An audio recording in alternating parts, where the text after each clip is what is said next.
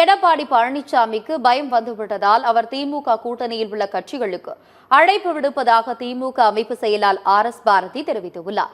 அண்ணா அறிவாலயத்தில் செய்தியாளர்களிடம் பேசிய அவர் திமுக கூட்டணியை யாராலும் பிரிக்க முடியாது என்று திட்டவட்டமாக தெரிவித்துள்ளார்.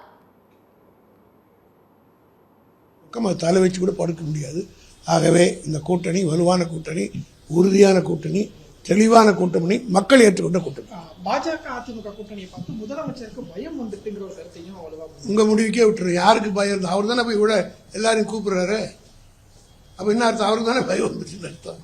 பயம் அவருக்கு வந்து ஜன்னியே வந்துச்சு. அவருக்கு பயம் மட்டும் இல்லை, ஜன்னியே. திமுக கூட்டணியை பிரிக்கணுங்கிற அசைன்மெண்ட் அதிமுக கொடுக்கப்பட்டிருக்குன்னு பாக்குறீங்களா? இந்த எங்க அதிகம் மோடியாலே முடியாது, இவராலே முடிய போகிறது.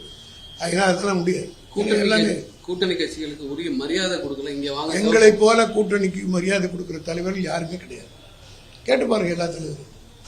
இது நீங்களே பாக்குறீங்கல்ல.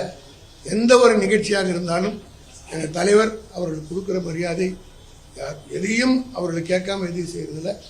டிசிஷன் பை டிஸ்கஷன் என்று அண்ணா அடிக்கடி சொல்வாரே, அதை முழுமையாக பின்பற்றக்கூடிய தலைவராகத்தான் எங்கள் தளபதி இருக்கிறார்.